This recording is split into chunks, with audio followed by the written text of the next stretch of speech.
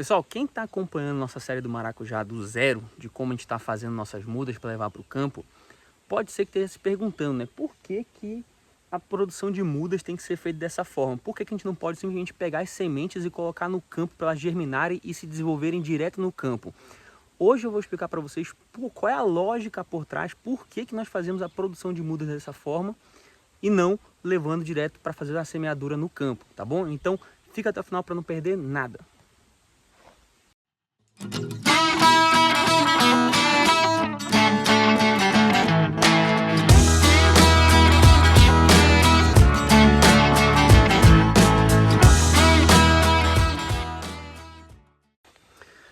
Vamos lá, pessoal. Então, hoje é dia de responder dúvida e essa dúvida eu sei que passa pela cabeça de muita gente, principalmente quem está chegando agora, quem está começando na agricultura, quem está querendo começar no maracujá. Eu sei que é muito, até porque a gente vê isso, o plantio direto, como a gente chama, em outras culturas, como a soja, como o milho e tudo mais, mas na fruticultura, pessoal, é um pouco diferente. É muito difícil a gente ter realmente o plantio direto e eu vou explicar para vocês por quê, voltado mais para o lado do maracujá, tá certo? Vamos lá, mas primeira coisa que eu preciso que vocês façam é que vocês se inscrevam no canal, que vocês deixem um like no vídeo se vocês gostarem dele, então assista até o final para saber. Deixar um comentário também no final do vídeo que vai me ajudar bastante, pessoal. Adoro interagir com vocês e eu respondo todos os comentários. Pode conferir aí que tá tudo respondido, beleza? Outra coisa, aqui na descrição e no comentário fixado tem link dos outros episódios dessa série de como fazer seu pomado maracujá do zero. Todos os episódios estão lá, então você pode assistir na sequência, um por um. Tem também, pessoal, links aí para o nosso conteúdo. Se você é produtor de açaí e está querendo saber sobre maracujá para o seu consórcio, nós temos e-books aí de produção do açaí. Então você pode conferir lá que tem e-book de como produzir suas mudas, como adubar o açaí. Tem também o link para você se inscrever como um membro do canal, para você se tornar membro do canal. E aí você vai ter acesso a conteúdos exclusivos, vídeos de forma antecipada, né? E acesso ao nosso grupo do WhatsApp, que você pode inclusive interagir comigo direto. Não é aquele grupo que você fica calado lá e eu só fico falando, não. Todo mundo pode interagir lá, todos os membros do canal, beleza? Então é o seguinte, pessoal, vamos lá começar a responder essa dúvida aí, tá? Primeira coisa que a gente tem que entender, pessoal, vamos para a parte, vamos pelo mais básico, né? Se eu tenho minhas mudas aqui numa bancada, eu tenho aqui aproximadamente aí 300 mudas nessa bancada. Numa bancada de 1 metro por 1 metro por 8, se eu não estou enganado, tá certo? Mas ela nem está chegando até o final, então deve ser 1 metro por 6. Então eu tenho 6 metros quadrados aqui que estão comportando aí 300 mudas, tá certo? Já começa por aí. Aqui é muito simples, aqui eu dou uma volta aqui em 6 metros quadrados, eu vejo tudo que está acontecendo nas minhas mudas, vejo como é que elas estão, ver se elas estão sofrendo com alguma coisa, se tem alguma coisa para fazer, faço a irrigação delas rapidinho, faço também as aplicações rapidamente, né, como eu já falei, de adubação, foliar ou de defensivos, enfim. Então é um ambiente muito prático para eu poder fazer esse meu manejo. Agora é o seguinte, essas minhas mudas aqui, essas 300 mudas, elas vão para uma área de 1000 metros quadrados. Vocês já imaginaram agora como é que é o trabalho, né? Então, fazer um monitoramento aqui em 6 metros quadrados nem se compara com fazer o mesmo trabalho, o mesmo monitoramento numa área de 1000 metros quadrados.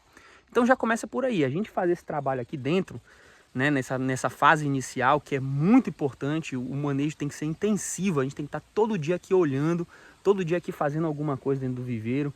Então é um manejo muito intensivo nesses primeiros aí, a gente leva lá com 60 dias, então são 2 meses de acompanhamento constante. Então, imagina fazer isso todo dia em 1000 metros quadrados. Obviamente o trabalho aumenta muito, muito, tá? Então, é um ponto que eu chamo a atenção para a praticidade do seu manejo no viveiro, no início das suas mudas, tá? Então, essa foi a base, é o primeiro ponto que eu digo para vocês, a lógica por trás da produção de mudas dessa forma aqui dentro de um viveiro, tá? O segundo ponto, pessoal, que eu posso falar para vocês é o seguinte. Aqui dentro do viveiro, vou até virar a câmera para vocês verem. Nós temos aqui, pessoal, no nosso viveiro, um ambiente controlado, né? Na medida do possível, obviamente. Nós temos aqui, nossa tela Sombrite é completamente telado, ó, lá nas laterais, tudo completamente telado. Então, é um ambiente controlado em relação à luminosidade, ou seja, a gente tem uma luminosidade menos intensa. aqui dentro do viveiro. Tanto é que a temperatura aqui é muito agradável para a gente ficar aqui gravando, né? Então a gente consegue tornar o ambiente mais confortável também para nossas mudas, tá bom? Nós também temos, por conta do sombrite, mas ele nem é a proteção adequada, mas o nosso sombrite, por ele ser bem fechadinho, ele também protege contra a entrada de alguns insetos pragas, tá? Por exemplo, borboletas que trazem as lagartas, gafanhotos, né, percevejos, enfim. Então tem uma proteção adequada, tem até uma tela melhor do que essa, que é a tela anti-afídeo, que ela protege contra pulgões, etc. Em algumas regiões é muito importante a tela anti-afídeo, tá, pessoal? Porque tem um pulgão em algumas regiões que ele transmite a virose do maracujá. Então a tela anti-afídeo é muito importante em algumas regiões. Aqui a gente não tem incidência dessa doença, então por isso que a gente tem uma produção mais tranquila, tá? Alguns casos, pessoal, alguns viveiros, inclusive o nosso antigamente, tanto é que ele tem uma estrutura de telhado, né? Vocês podem ver aqui, ele era coberto, né? Tinha um plástico aqui, ó, tem até um restinho dele pendurado. A gente tirou e vamos trocar por uma telha, na verdade, aqui.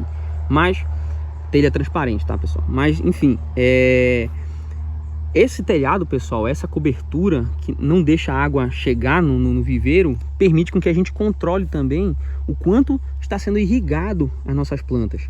Sem esse telhado aqui, se choveu, molhou e, por exemplo, se a gente fez uma adubação foliar e choveu logo depois, por exemplo, o nosso adubo foi lavado, o nosso defensivo foi lavado, tá? Então, essa cobertura, pessoal, ela faz com que a gente tenha mais controle sobre a irrigação das nossas mudas, né? Vamos saber quanto nós irrigamos e quando nós irrigamos, porque se não tem a cobertura, vamos supor, eu faço aqui uma aplicação de defensivo ou de adubo foliar e logo depois chove, eu perco uma parte dele porque vai ser lavado nas minhas mudas, tá?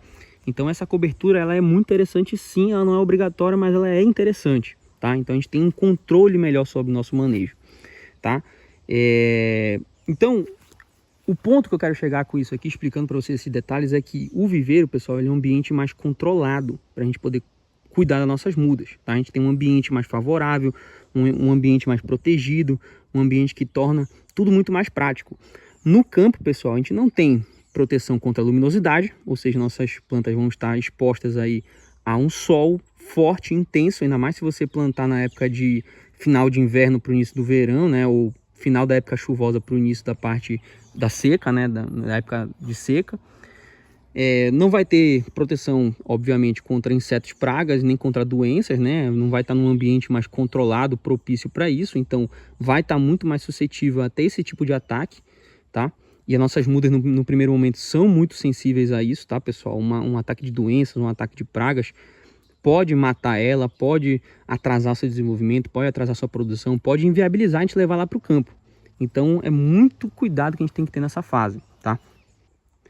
Outro ponto importante que a gente tem que levar em consideração, pessoal, é que se a gente levar elas para o campo, a gente já tem que ter pelo menos um sistema de irrigação lá para poder manter elas sendo irrigadas, né? Porque aqui no viveiro eu pego esse regador, rego aqui tudinho, não leva nem 15 minutos para eu poder fazer. Você obviamente não vai pegar um regador desse e vai andar 1000 metros quadrados, como eu falei para vocês, né? 250 de ida, 250 de volta para poder fazer a sua irrigação das suas mudas. Isso é inviável, é muito tempo, a não ser que você tenha todo esse tempo disponível, tá? Mas essa questão da irrigação, pessoal, como você não vai ter esse controle lá, vai dificultar muito mais esse controle do que aqui dentro do viveiro, tá? Então, ponto muito importante também, tá? Um terceiro ponto, pessoal, que é muito interessante a gente entender é que é o seguinte: eu já falei para vocês isso lá no vídeo sobre a preparação do substrato, mas aqui, teoricamente, ou pelo menos 99% do tempo, as nossas plantas aqui, elas estão num ambiente que elas não têm competição, tá? Elas não estão competindo com outras plantas invasoras. Claro que às vezes surge uma plantinha ou outra que a gente faz a catação manual, né? Que tá até na hora de eu fazer dessas nossas mudas aqui, mas 99% do tempo, né, e 99% das vezes que acontecem essas invasões aqui de plantas invasoras, não é uma coisa que vai impactar o desenvolvimento da nossa planta, tá? Então ela está num ambiente livre de concorrência que ela tem teoricamente aqui os os nutrientes, né, tudo que ela precisa, água, tudo que ela precisa vai estar 100% disponível para ela. No campo nós não temos como garantir isso, porque nós vamos ter plantas invasoras, nós vamos ter N tipo de coisa acontecendo no nosso campo que foge do nosso controle. Então a gente não consegue garantir isso. No viveiro a gente consegue. Então eu sei aqui que, por exemplo, a adubação foliar que eu estou aplicando vai estar 100% disponível para ela. Eu sei que o que eu coloquei aqui no meu substrato vai estar 100% disponível para ela, tá? Para ela fazer tirar um bom proveito disso, tá? Então, essa liberdade, essa grande disponibilidade de nutrientes aqui também é muito interessante para que elas se desenvolvam bem, tá? Isso aí, obviamente, se a gente tiver um monte de competição dentro do nosso lugar onde elas estão se desenvolvendo, a gente vai ter atraso, inclusive, da nossa produção, tá? Isso quando nós não tivermos perda da produção. Agora, vou sair um pouquinho dessa parte teórica e vou pegar uma mudinha dessas aqui e vou levar lá para o nosso pomar para vocês verem um pequeno ponto, né? Para vocês verem na prática como seria levar uma muda dessas, desse tamanho, por exemplo, aqui. Eu acho que eu vou pegar até uma menor, que é para representar a nossa muda se desenvolvendo lá no campo, para vocês entenderem a... Vamos lá então, pessoal, para o exemplo prático, tá? Então, eu trouxe uma das nossas mudas do viveiro para cá para fora. Como eu já falei para vocês, a questão do ambiente, né, tudo mais, que é interessante a gente trabalhar com a nossa muda dentro do viveiro por conta do ambiente de produção, que é um ambiente controlado, um ambiente que a gente tem mais proteção, um ambiente que a gente tem mais controle do manejo que nós estamos aplicando, enfim. Mas também, pessoal, é o seguinte, vamos para a parte operacional, né? Vocês estão vendo aqui, ó, tô do lado de uma cova que eu fiz, né? Ó, aqui, ó, as nossas outras covas, tem um vídeo já mostrando para vocês a gente fazendo essas covas. Vai estar aqui na descrição o vídeo de como nós preparamos elas. E ela tá aqui na nossa cova, esperando bater aí os 30 dias pra gente poder fazer o plantio, né? Tá faltando, na verdade, agora só 15. Então, o que acontece, pessoal? Aqui, ó, eu tenho uma muda nossa, tá? Uma muda mais novinha, não é uma das mudas mais avançadas. A gente semeou ela por último, né? A gente usou algumas mudas, algumas sementes não germinaram. E a gente pegou o restinho que tinha de semente no saco e... no saco que a gente comprou, né, de sementes, e colocou de novo para germinar, e tem essa mudinha nova aqui, tá? O que acontece? Por que eu trouxe ela para cá, para o campo, para a gente poder fazer essa análise, pessoal? É porque é o seguinte, olha o tamanho dela, tá? Olha o tamanho do mato em volta dela. O nosso solo, pessoal, ele é coberto, a gente não passa herbicida aqui, então nosso solo, ó, todo o nosso plantio, ó, e tem uma cobertura, que eu já falei várias vezes sobre essa cobertura, né, pessoal? Que ele ajuda a gente em vários aspectos. E aqui no pomar de maracujá, ó, não é diferente, ó. Nosso pomar é todo coberto, tá? Então, se você usar essa técnica de manter uma cobertura do solo, que é muito interessante, tá, pessoal? É muito interessante sim você manter a cobertura do solo.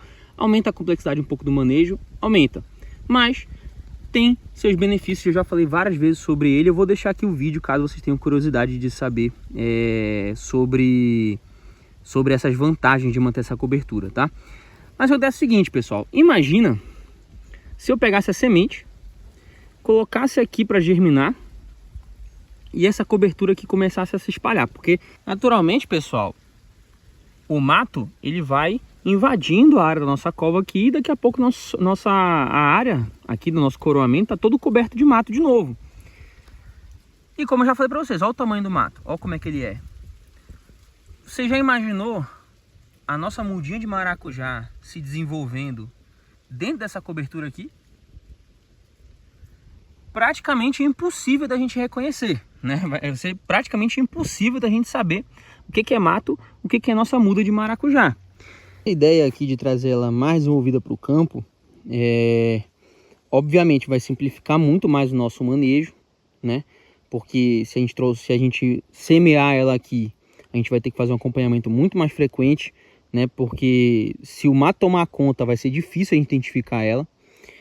E essa dificuldade na identificação, pessoal, ela vai impactar, obviamente, no nosso cuidado, no nosso manejo das mudas, que eu quero dizer com isso? Se eu não conseguir identificar ela facilmente aqui, como é que eu vou saber se ela está sofrendo por falta de água, se ela está sofrendo com a luminosidade excessiva, como é que eu vou saber se ela está sofrendo por ataque de pragas ou de doenças, como é que eu vou saber, inclusive, que ela está ali, porque pode ser que eu esteja irrigando aqui e ela nem está mais lá.